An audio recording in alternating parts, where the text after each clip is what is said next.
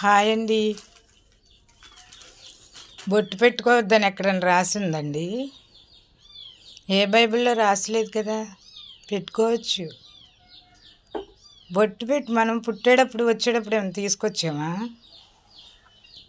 ఏమి తీసుకురాలా. మరి ఇక్కడికి వచ్చినాక నగలు నాణ్యాలు వేసుకుంటున్నారు, అది అలంకారం కదా, అది దేవుడికి విరుద్ధం కదా. బంగారం వేసుకొని సింగారించుకోవచ్చు కానీ బొట్టు పెట్టుకోకూడదా? ఎక్కడా రాసలేదు బైబిల్లో.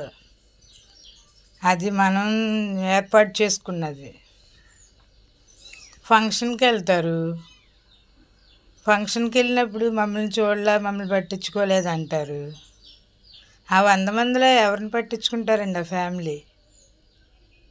మనం దేనికి వెళ్ళాం, వాళ్ళు పిలిచారు, పిలిచినప్పుడు వెళ్ళినప్పుడు మన పని మనం చూసుకొని వచ్చేయాలి. అంతేగాని అది దేవుడి విరుద్ధం కదా. ఆ గుళ్ళోకి వెళ్ళిన 2 గంటలే దేవుడి కోసం ఆలోచిస్తారు, మళ్ళీ ఇంటికి వచ్చినాక స్వార్థంగానే మాట్లాడతారు. స్వార్థం అనేది దేవుడి దృష్టిలో తప్పు కదా.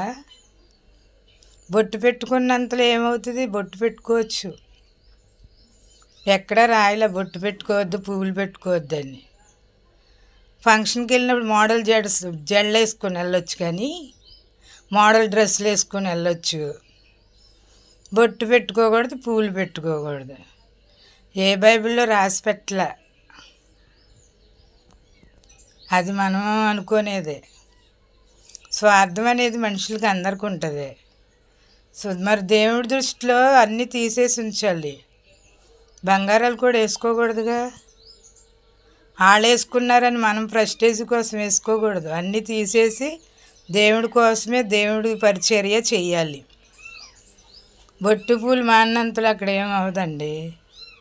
అన్నీ పెట్టుకోవచ్చు. స్వార్థంగా బతకూడదు.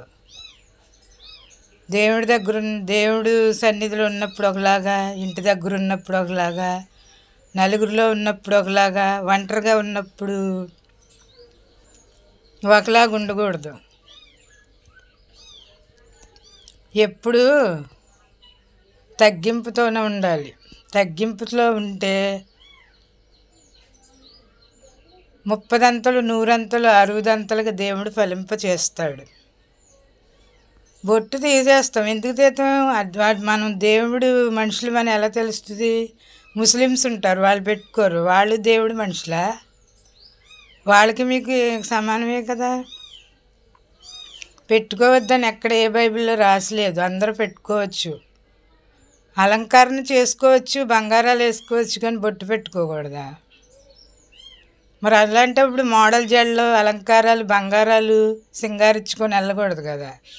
పట్టు చీరలు కట్టుకొని సింపుల్గానే వెళ్ళాలిగా. మనం వచ్చేటప్పుడు పుట్టేటప్పుడు ఏం తీసుకురాలా, వెళ్ళేటప్పుడు ఏమీ తీసుకెళ్ళం.